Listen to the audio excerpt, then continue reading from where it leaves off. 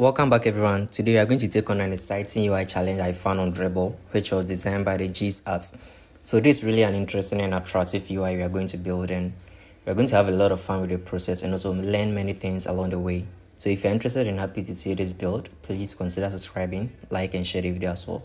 So with that said, let's jump right in. So to ensure everyone is on the same page, in my middle.dat file, I've created a home page which is defined over here, and it's basically returning a scaffold in here. And also we are using a custom font family, that's a digital. So I have that within my assets directory. So when you check within the assets, you can see the font. And to enable the font, you need to do that in the passport.yml file. So you can see that in your passport.yml file. So you need to uncomment the font and set the family to be digital, and also pass in where our custom font is going to be, which is going to be in the assets/font, then the name of the font, you give it to that.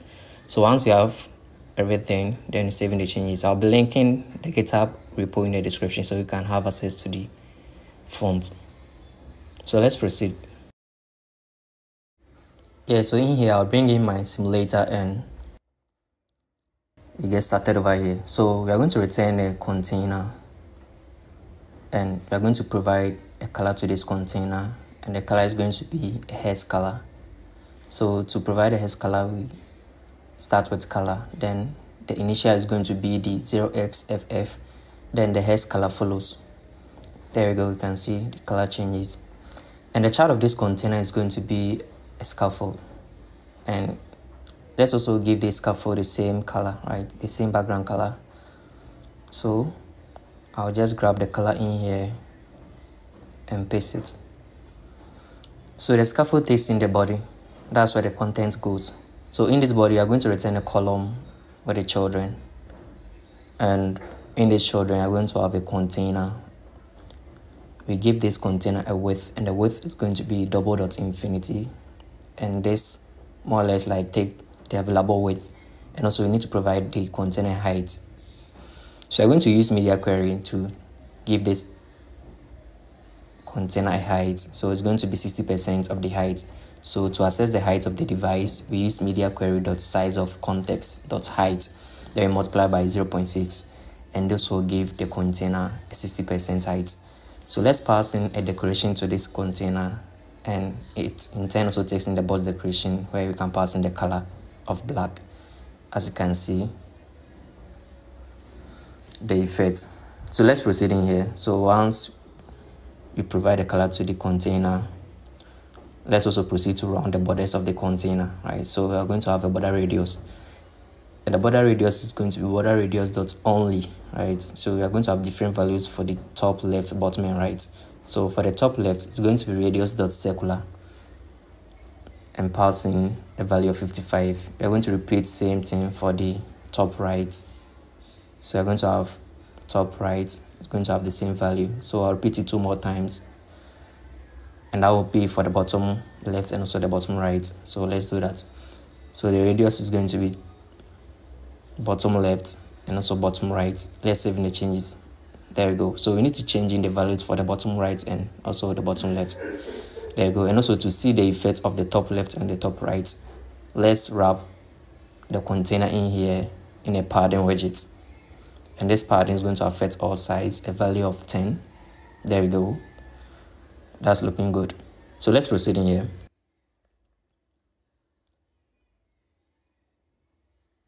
So let's give a padding to the container, and it's going to be edge insert dot only, which is only going to affect the top size, right? So we give it a media query. So we use media query to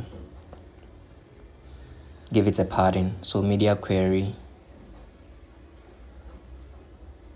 dot of context dot padding, and this padding is only going to affect the top, so dot top. So once we have that, we can save in the changes.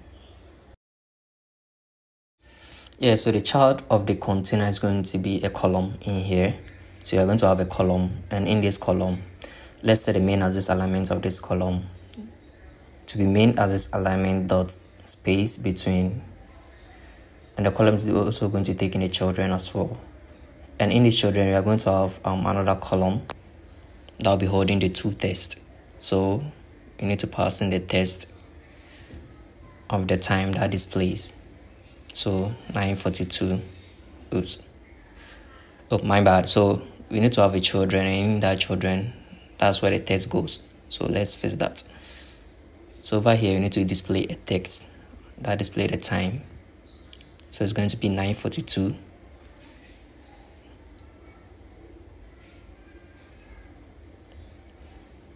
So let's proceed to style the test. So with the style attribute, we can assign it a text style, and in here we can change in the font size to be 150, and also give it a color, and also set the height to be 0. So once we have that, we can save the changes. There you go. That's looking nice already. So below the test, we also be having another test as well. So let me bring in the cons. So below the test, we are going to be having another test as well, and for that, I'll be grabbing this test and make some modifications in here. So we are going to display the test below the time, and that's going to be the next alarm clock, right? So the next alarm clock in 19 minutes. Saving the changes. So let's change the font size to be 24, and also remove the height and changing the color. It's going to be the lighter shade of this color. So let me change that.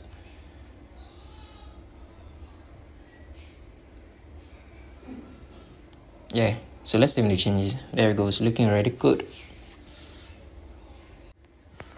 Yeah, so over here, let's move on to one interesting and fun part of the build, and that's to build this custom progress indicator over here. Yeah, and for that, down here I'll be creating a new class that will handle that, and I'm going to name this class as a progress painter, and this class is going to extend the custom painter. So once we do this, there are two methods to override, right? So let's fix that. So once we extend the custom painter, there are two methods to override, and that's the paint and also should repaint. So the paint is where the actual drawing happens, and also should repaint basically tells the Flutter app that it should repaint the widget whenever it rebuilds. So within the should repaint, we are basically going to return through. We're going to return through in here, and within the paint method, that's where the actual drawing happens. So let's proceed in here. Yeah, so over here, I'm going to declare a variable that will hold the total number of bars we are going to display, and also a variable that will hold the current progress, the current active progress. So we are going to display 40 bars, and we'll also be declaring the current progress. So we need to accept this current progress in the constructor of the progress painter.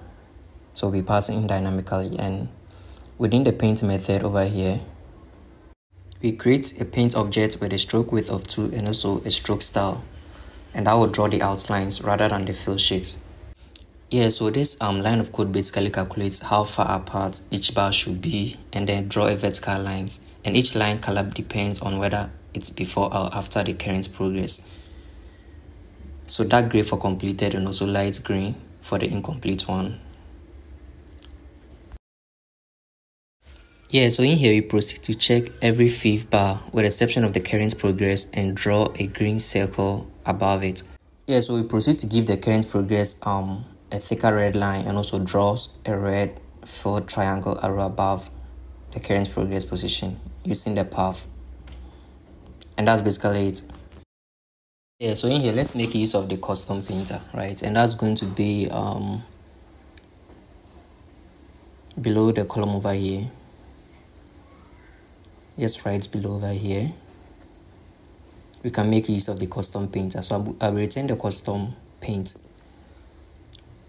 So we pass in the custom paint, which expects a painter to be passing, and also the size. So with the painter, we are going to pass in our custom painter progress painter class we just created below. So it's going to be progress painter. Remember, it takes in the current progress, and we need to pass in the current progress. So once we pass in the current progress, it also expects the size to be passing, and that is going to take in the size. So with the width, we give it a double dot infinity, and also provide a height of 150. So let's fix this. What's happening? Okay, let's remove the cons and saving the changes. Ooh, there we go. Can see. So let's wrap the custom paint in a padding widget so we can have enough spacing at the bottom, right? So let's wrap it in a padding widget, and this padding is only going to affect the bottom. So we give it a value of 12 and saving the changes. There we go. How cool this is. So let's proceed.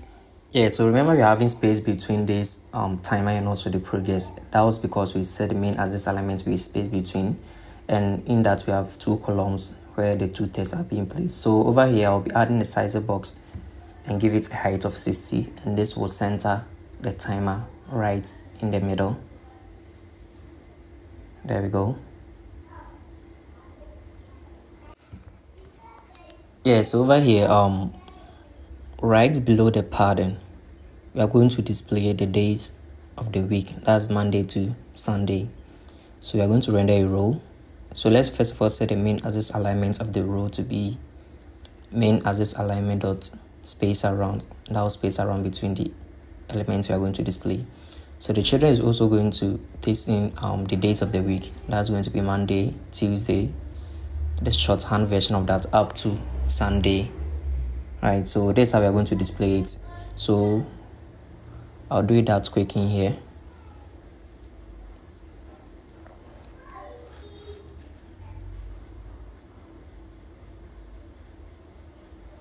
There we go. So once we have the list, we can map through that, right? So you can use the map method. So dot map. So within this map, we can access each day in the map method. So we can access, let me just remove the later in here. Yeah, so we can access each day in the map method and render a test widget where we are going to display the day in a test format. And that's basically it, and that should fix it. Once we are done, we can convert that to a list. There we go. That's a trick over here. So let's save in the changes and check it out.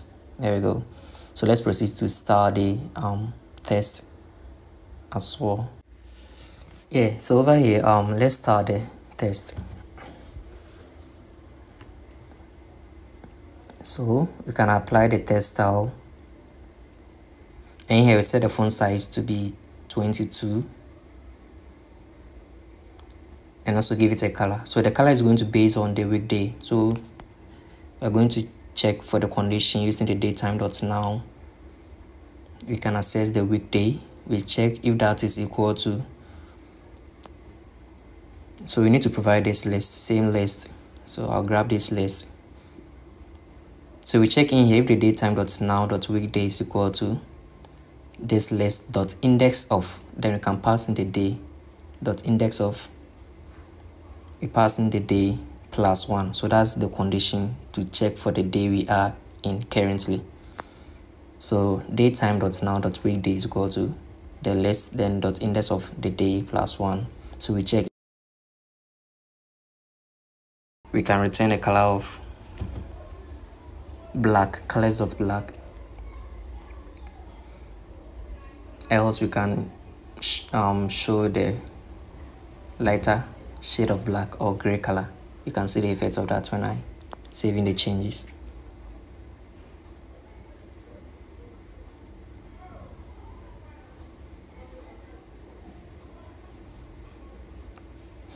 Yeah, so this is the condition, right? So to render the color, we're basing on the weekday and passing the day. That'll get us the current day. So if you're on the current day, we display a black. Else we show a different color. So let's see the effect. There we go. So the current day is Saturday, that is displayed in black, and the other is displayed in the lighter gray. Yeah, so in here, let's proceed to display the timers, right? So right below the row, we are going to have a sizer box for spacing. So we provide a height of 18. Yeah, so below the sizer box, we are going to have a single child scroll view. So you're going to have a single child scroll view, and in here we are going to set a scroll direction to be horizontal, and that's going to be axis.horizontal. And we're going to have the child, and the child of this single child scroll view is going to be a row, and this row takes in the children. And so with the children, I'm going to use list.generate, right? So we are going to generate 3 items with a generator. The generator in here, we can access the index. So list.generate, then we can access the index. So over here, I'm going to render a dotted border, which is a package I just installed. So you can proceed to install that, and that will give a dashes or container with small dashes. Yeah. So the chart of this dotted border is going to be a container. So in this container, we are going to so let's first of all give some property to this dotted border. So let's set the color to be colors.gray, and also let's set a stroke width to be 2. Dash pattern is going to be 5.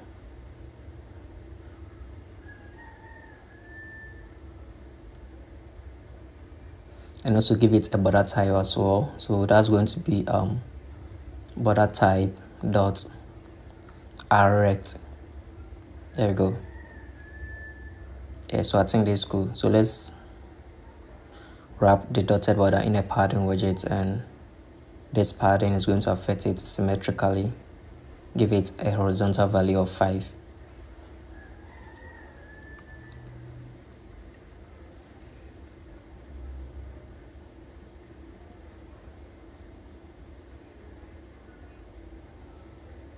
Yeah, so in this container, let's give it a padding.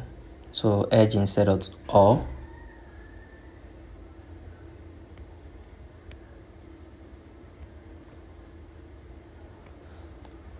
So we are going to apply the padding to all sides in the container, a value of 8, and the container is also going to have a width of 350 and also a height as well. So the height in here is going to be 150. So let's even the change and see. There you go. You can see the dotted border on the container with 3 containers generated. It was because we used the list.generate and we generate 3 items. So the chart of the container is going to be so the chart in here is going to take in a column with the children, and in here let's specify the cross axis alignment of the column to be cross axis alignment or start. So we want the elements in the children to be at the start in here. So what's basically going to find within the column, right? So in the column over here, so let's first of all wrap the single child scroll view in a pattern widget to give some enough space around it. So this is going to affect it symmetrically. So we wrap it in a pattern widget. So edge instead of symmetric. Then provide this a horizontal value of 8.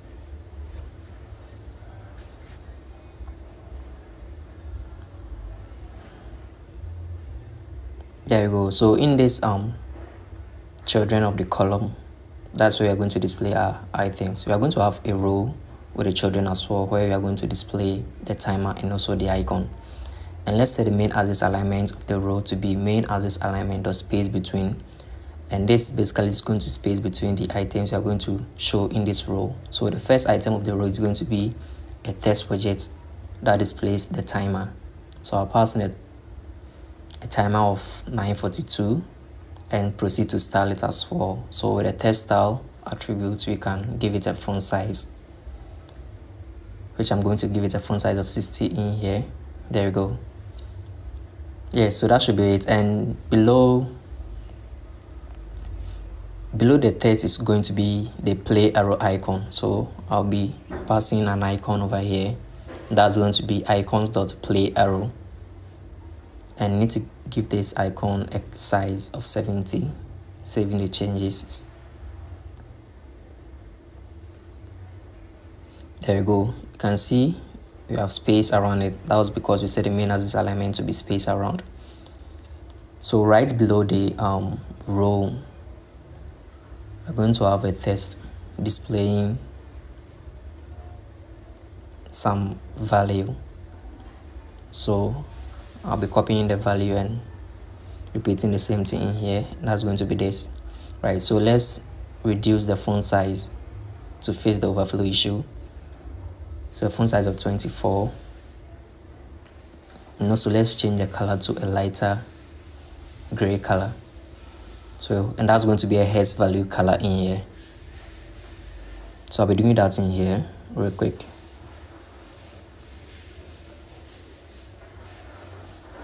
There you go. So yeah, that's it. How cool is this? Yeah, so the last component to build in here is the footer buttons, right? And for that, the scaffold has a unique property called the persistent footer buttons that takes in a list. So in this, we are going to return a row, and initially we are going to set the main axis alignment of the row to be main axis alignment dot space evenly, and this is going to evenly distributed space among the items we are going to display in here. And the children over here are going to render an icon button that comes with the on press and also the icon. So with the icon button over here, I'm going to render an icon that's going to be the calendar month icon, and let's give it a size as well and a color. So let's give it a color. So the color is going to be a hexadecimal value color, which I'm going to pass in here. There we go. So once we have this, we can proceed to give this button a background color, and for that we need to use the style attribute. So in the icon button, we are going to render the style, and the style is going to be the icon button dot style from. So icon button dot style from. So over here we can give it a background color, where we can set the background color to be colors.black. There we go. And we can also give this icon button a fixed size, right? That takes in the size. So in here we need to pass in the width and the height. That's going to be 60/60 as a width and height.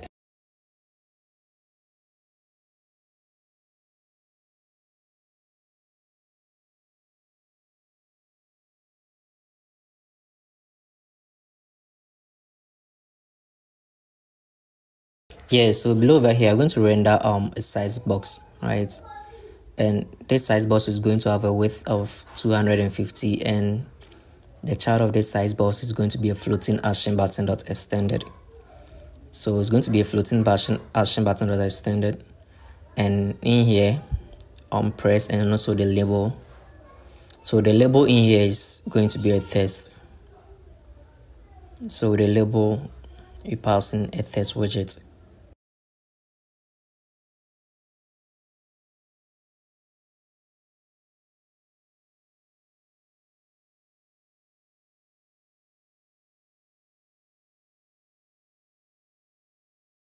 Yeah, so over here with the text widget, let's pass in a timer over here. That's going to be 9:42 displayed, and let's proceed to start this floating action button, right? So let's give it a shape. The shape in here is going to be the stadium border, and below over here you can also give it a background color as well. That's going to be a black color.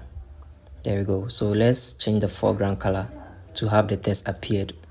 So to achieve that, we use the foreground color and give it a color. So the color in here is going to be a hexadecimal value color. So I'll pass in a hexadecimal color in here.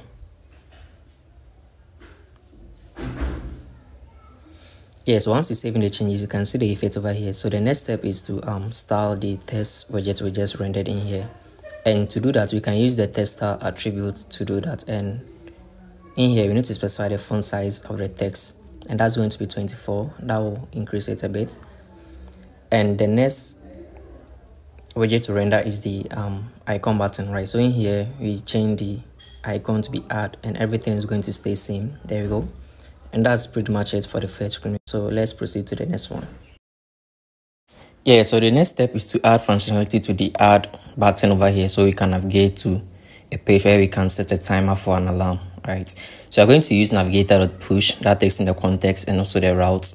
And in here is going to be material page route, which expects a builder, and a builder is a function that takes in the context. Then we provide a page we want to navigate to, which is going to be our custom time picker. So for now, it's not yet created, so I'll be creating it very soon. So once the add button is clicked, we navigate to the custom time picker. So over here within the screen directory, I'll be creating a new .dat file, and I'm going to name this file as the custom time picker. Yeah, so in this file, it's going to be a stateful widget, and I'm going to name this widget as the custom time picker. And for now, I'm going to render the scaffold widget. There you go. So once we have this, within the home page, we can install or import the custom picker widgets created. There we go.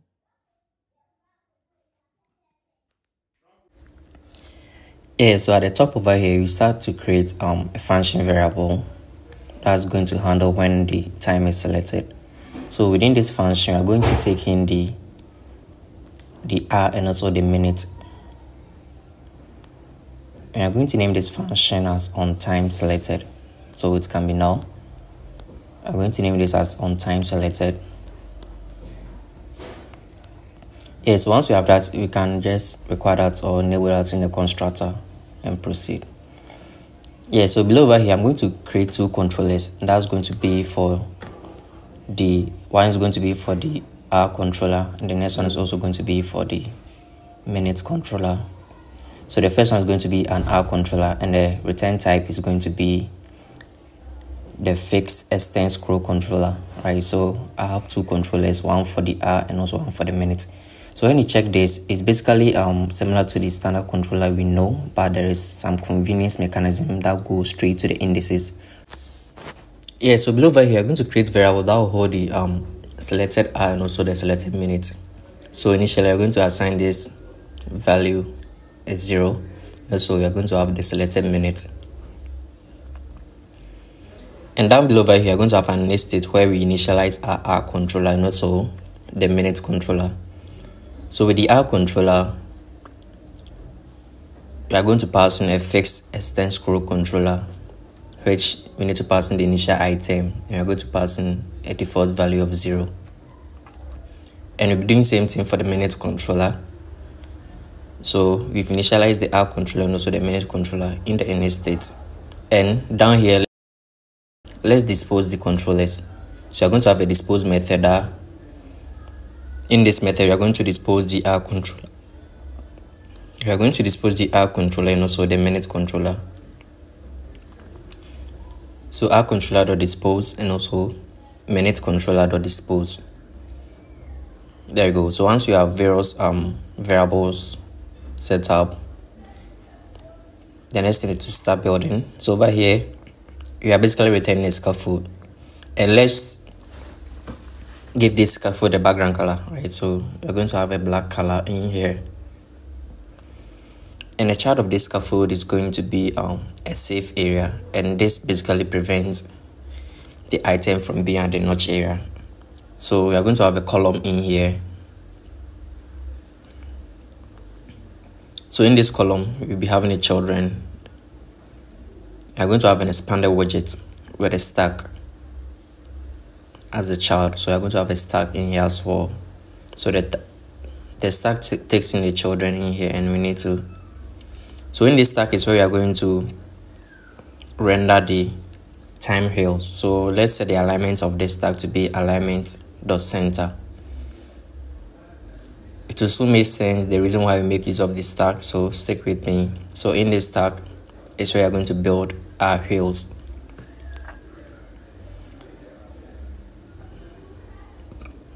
So to make this simple, down here I'll be creating a widget that will build our hill list.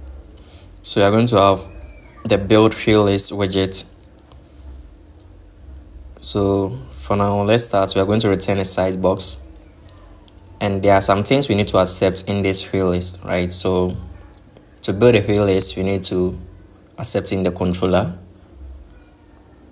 So we are going to pass in the fixed extend scroll controller. Then we'll be accepting the controller over here, and also we also need a list of items to display when building the list. Right, so we're also going to require the list of items, which is going to be of type int. And lastly, we also need to handle any change in here. So we also are going to have an onChange function. So these are the three things we'll be requiring in building the field list. So within the size box, we are going to have a width of 70. So let's render the build field list over here so we can actually see what's going on. So you can see in here we need to pass in the controller, the items, and also the onChange.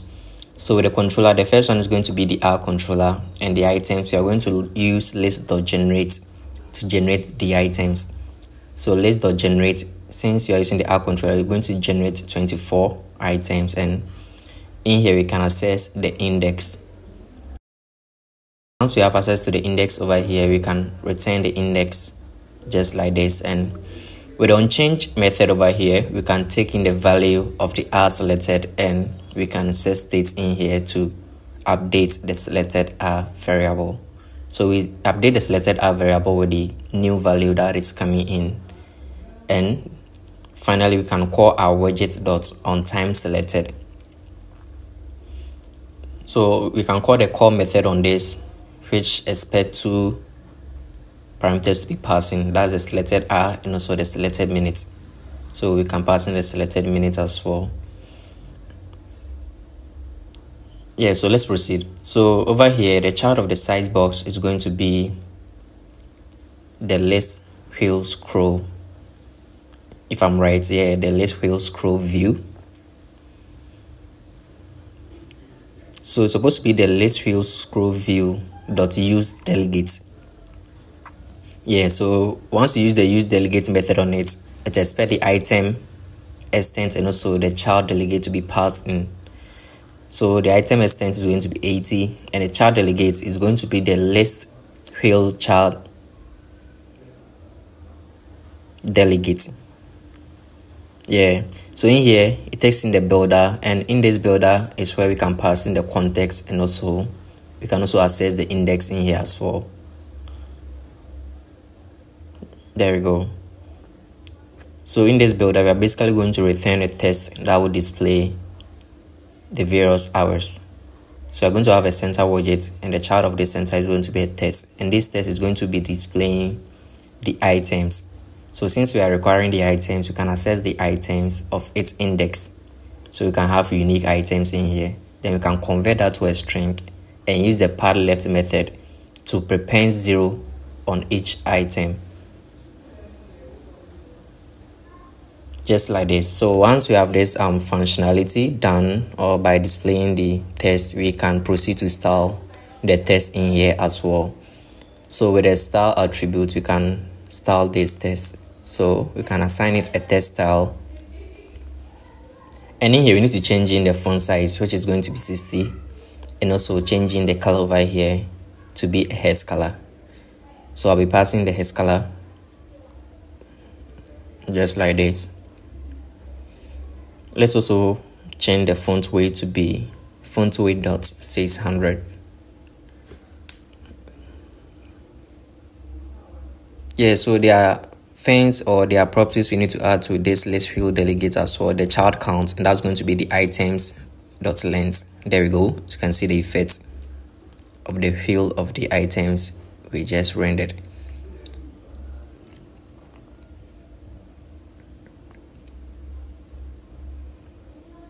Yeah, we also need to pass in some faces, right? And that's going to be the fixed extend scroll faces. And we'll also be passing the perspective as well, which is going to be 0.05. It's within a range of 0.01. Yeah. So we also need to pass in the diameter ratio, which is going to be 2. Yeah, I think that should be it. And lastly, the unselected item change, where we can pass in our function that will handle that. Yeah, and this is basically the BuildFlist widget in here. Yeah, so at the top over here, I'll be having a row widget, and in this row widget, we are going to have a children where you can place a list of items in here. And so initially, let's assign this row widget a main axis alignment to be at the center, so we can have the content being centered. So next to this row widget is going to be another build wheel list, right? So I'll just copy that, and next to that is going to be for the minutes. So in here there are a couple of properties we need to change in here. The controller is going to be the minute controller, and also we are generating 60 items since we are using the minute, and we will return the index over here. And when the value change, we can update the selected minute to be the value, the new value that changed. Yeah, and I think that should be it.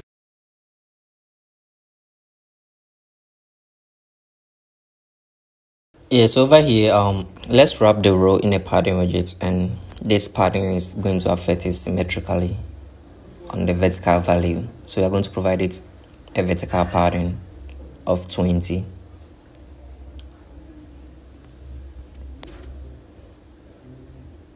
Yeah, it's looking good already. So in between this wheel list is going to be the is2 sign that distinguish the R from the minute. So we are going to render that in a test, as you can see over here, and let's proceed to start this test widget. Yeah, so in here we're changing the font size to be 40, and also give it a color, and the color is going to be a hex color.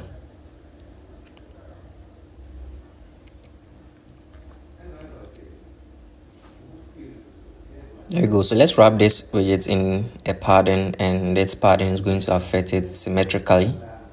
So horizontal value that will affect it left and right. So we provide a horizontal value of 16. There we go. So this is looking good already, and that should be. So we need to know the selected R a minute, and that's the main reason we use, or we make use of the stack, right? So we can place it on that. So we are going to do that. So over here we are going to be having a position widget, and in this position widget is going to be a container.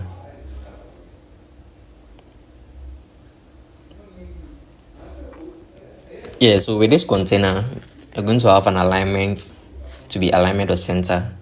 That's going to center the child of the container, and we give it a width of 200 and also a height of 65, and also proceed to give it some decoration. So in this decoration we also set a color of the container to be a hex color, so I'll pass in the hex color in here.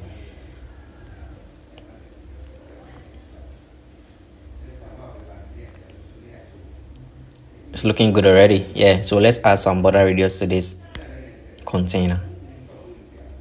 So we're going to have a border radius, and that's going to be border radius of circular. So circular, then we pass in a value of 10,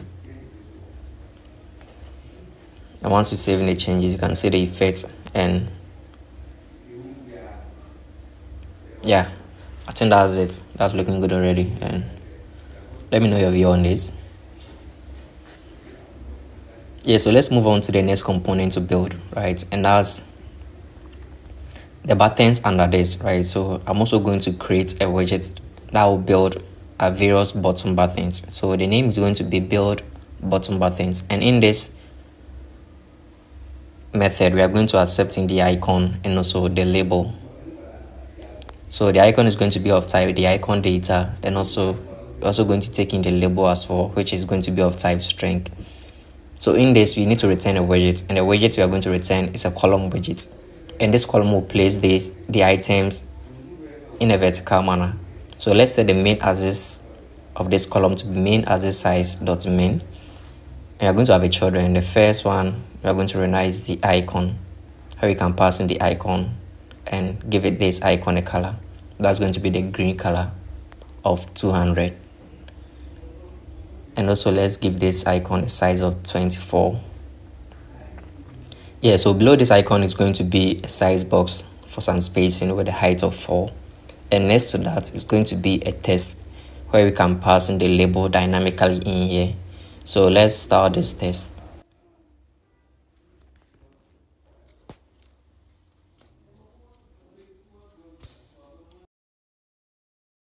Yeah, so with the styling, let's change the color to be a green color, same as the icon of 200, and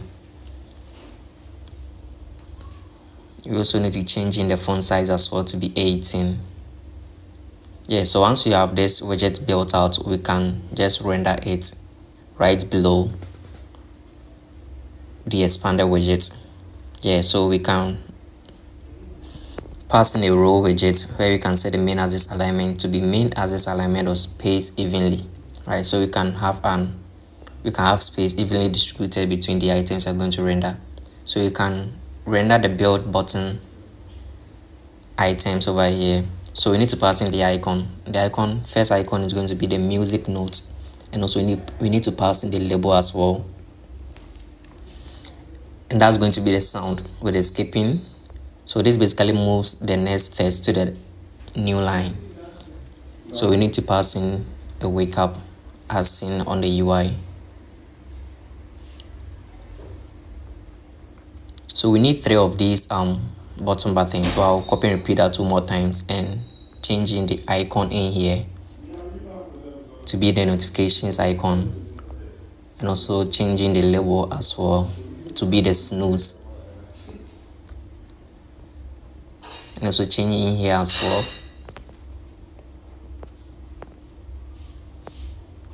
So this is going to happen every 10 minutes. And the last one, we need to also change in the label over here to be repeat, which is set to be no.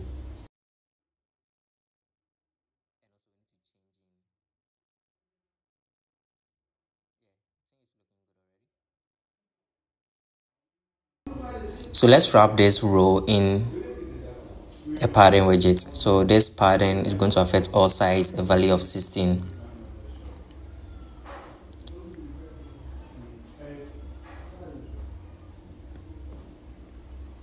Yeah, so below over here, we're going to have another row with the children. So let's set the main axis alignment of this row to be main axis alignment to space evenly. And in this children of the row, we are going to have an icon button. So this icon button comes with the onPress. That's going to be the function that gets called, and also we need to pass in an icon. And the icon in here is going to be the close icon.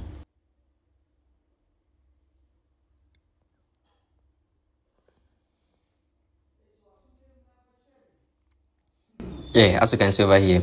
So let's proceed to give this icon a color, and that color is going to be a green color of 200. And let's give this icon a background color. So you can pass in the style to this icon button, and that's going to be the icon button dot start from. And in this start from method, we can pass in the size. So we are going to pass in the size where we can pass in a value of 80 as a width and height, and also proceed to changing the background color over here. So we need to change in the background color. So we're going to have a background color, and then that's going to be a hex color. So I'll be passing in the hex color over here.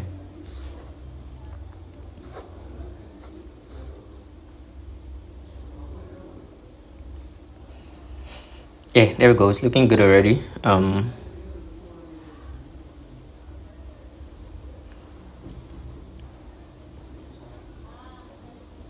Yeah, so the next thing to do is next to the icon button is going to be a text widget that will be displaying a text of choose time as indicated on the design. So let's start this text as well. So we'll be having text style. We need to change in the color over here to be a green color.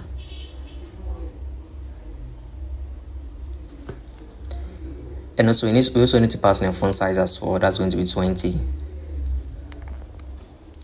And changing the font weight over here.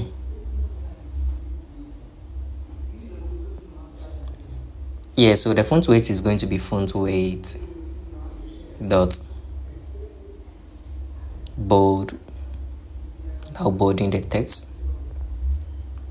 Yeah, as you can see over there. So the last thing to render is another icon button next to the text widget. So in here we need to change in the icon being passing and changing the background color as well.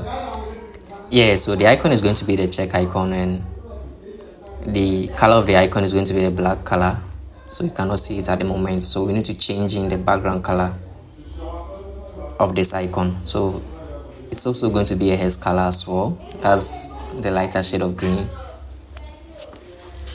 Yeah, so once you have this, I think we are basically done with the design. How do you see this? Yeah, so let's add on press to this close button that will pop off this screen to the previous screen. So navigator dot pop off context. So once you hit on that, you can see we've been navigated here and can choose the time in here. How cool this is. Yeah, so that's basically it. See you in our next tutorial. Until then, stay tuned.